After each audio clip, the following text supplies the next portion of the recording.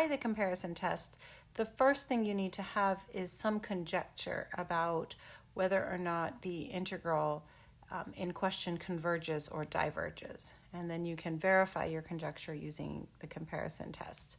So in order to make that kind of a conjecture, we might want to start thinking about whether or not our what kind of a function our integrand looks like. And so one thing that I look at when I see this kind of a rational function here, we're looking at the limit. We're interested in kind of what happens out towards infinity, and certainly sine of x is just going to be oscillating between -1 and 1, and so the numerator of this integrand is going to be oscillating between 2 and 4. And the denominator is always going to be square root of x. So that's roughly speaking the reason why each of these comparisons holds. And the question is whether we think that this integral converges or diverges. So if you notice, the integrand is kind of sandwiched in between 2 over root x and 4 over root x. So in some sense, the integral is behaving like a constant over the square root of x. And we know that, so let me go ahead and write this. So we think that, so let's call this f of x, the integrand we're interested in. And so what we believe is that f of x behaves like, and I'm going to write constant over square root of x for large x.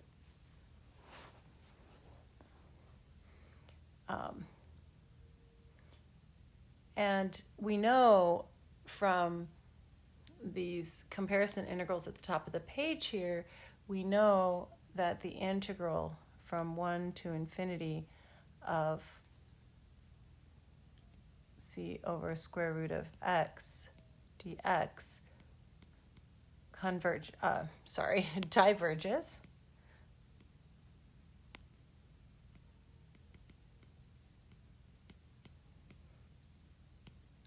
Hence, we guess that the integral of f of x from 1 to infinity also diverges.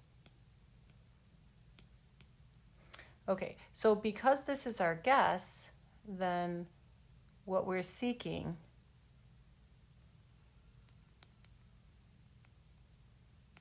we need to find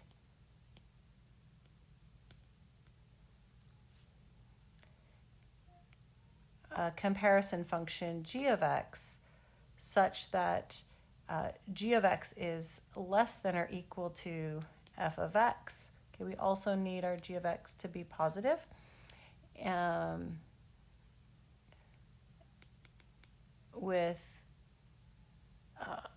we need g of x to have a divergent improper integral.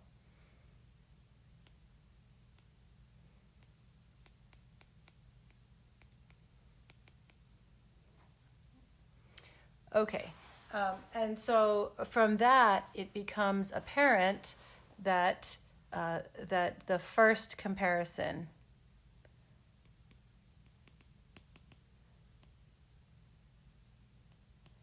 is the one we want to use.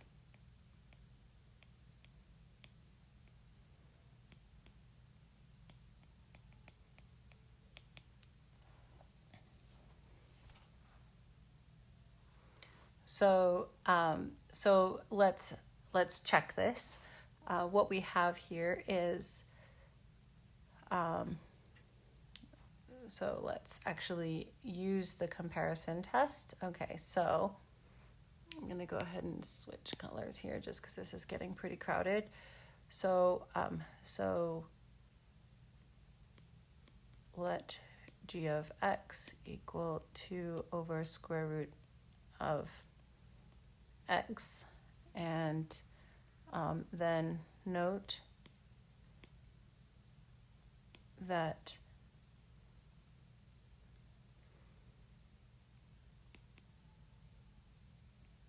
sine of x is always greater than or equal to -1. So 2 is always less than or equal to sine of x plus 3.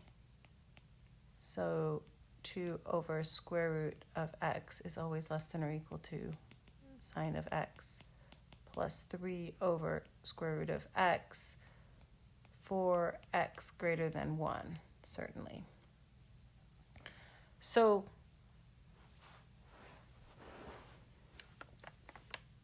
in this case now we have verified the comparison that we want to use, and it's also true that 2 over square root of x for any positive x is always positive. So we have the appropriate comparison that we need, and now we just need to note that the improper integral from 1 to infinity of 2 over root x dx diverges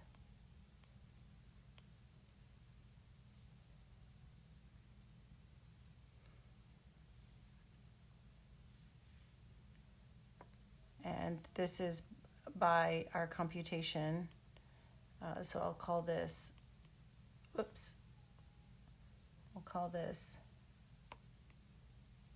computation here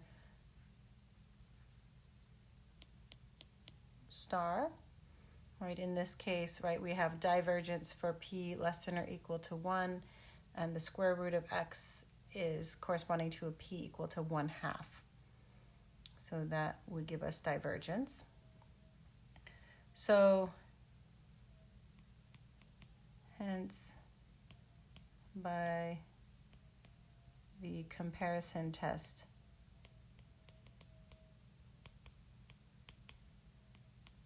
for improper integrals,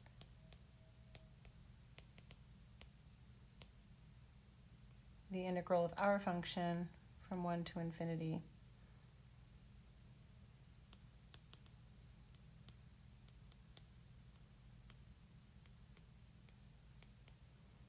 diverges.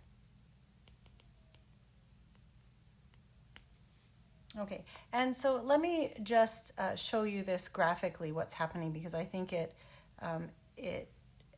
gives you some good perspectives here. So I have gone into Desmos and I have graphed f of x. So you can see that here in red. And then I have the two comparison functions, 2 over root x and 4 over root x. And you can see here that the red function kind of oscillates between these two. Right? And so it turns out that that both the green function g of x and the purple function h of x have an infinite amount of area under them, but only one of them is a good candidate for a comparison function. So the point is here that we need to show, or we need to know that our function, our red function, is larger than a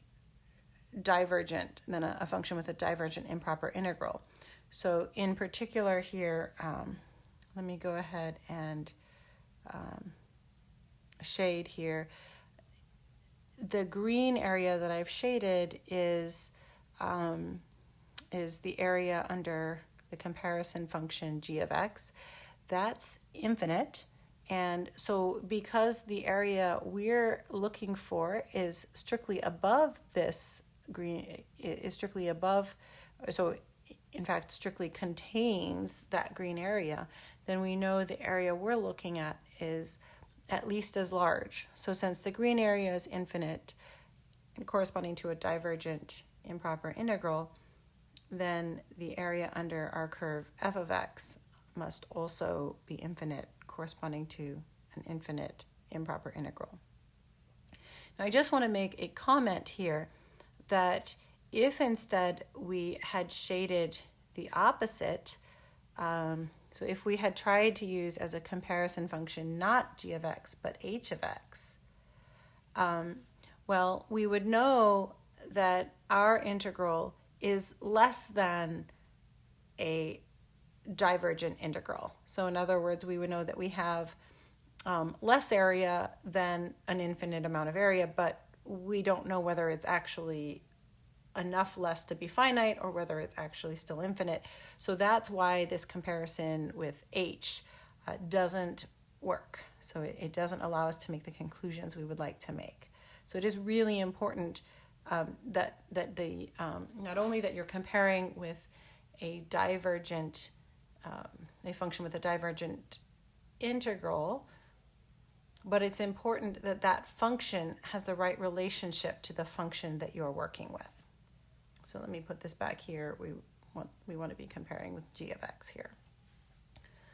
Okay, so I encourage you to, you can pause the video and type in your commands here on your own. I encourage you to play around with Desmos. This is actually a pretty cool setup here. It's really easy to do the shading and graphically look at what's happening here. And again, I just want to point out that you can't just look and see in general whether there's infinite or finite amount of area under a curve, especially, it's just not easy to see. But if you know that some area that you can shade and look at is either infinite or finite, then that often graphically can give you information about whether or not a related function has a convergent or divergent improper integral.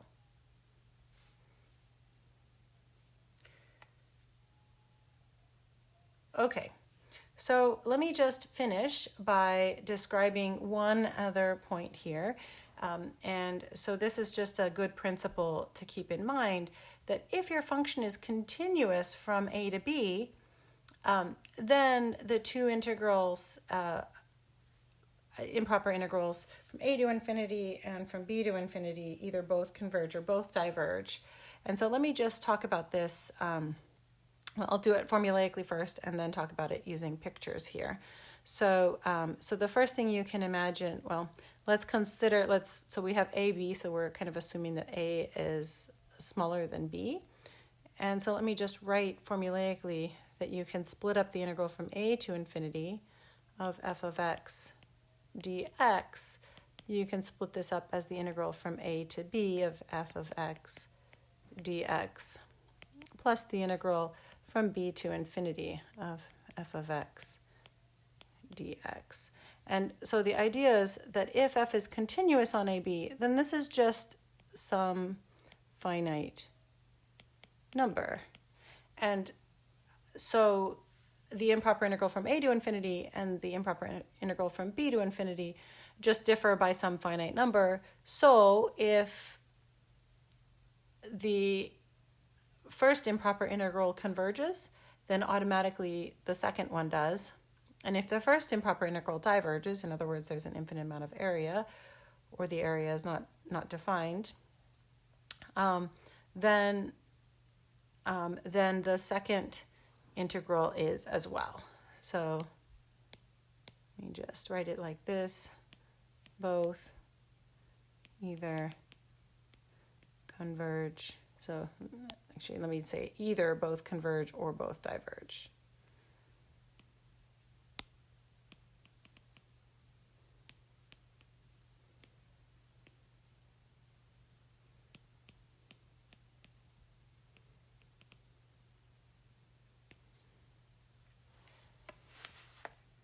Okay, and let me just draw a little cartoon to go with that. So the point is here, if I have A and B and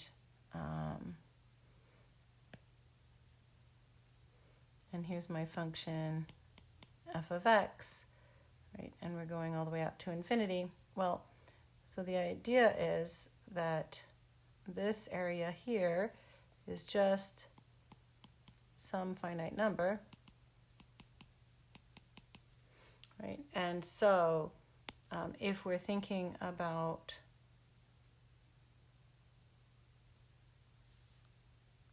integrating from a to infinity, then if the yellow area converges, then the full area starting at a will converge. And if the yellow area diverges, in other words, the limit doesn't exist, then the limit starting at a will also diverge. So in other words,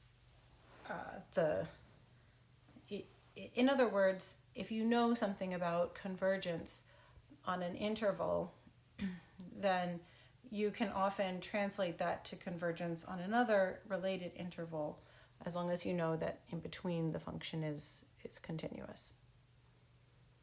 And the same principle holds for improper integrals of the other type. So it's exactly analogous there.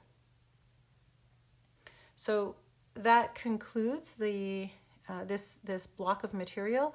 I have some problems for you to work on your own time or in addition. So I've put separate dates for these, so the notes from these videos should come into me by Sunday, and then there's an extra 3 days for you to work on these additional problems and contact me by either email or set up a video conferencing meeting. And so I will certainly have office hours early next week, but please do contact me if you have any questions or want to discuss any of the material. So I look forward to hearing from you. I hope everything's going well. Have a good weekend.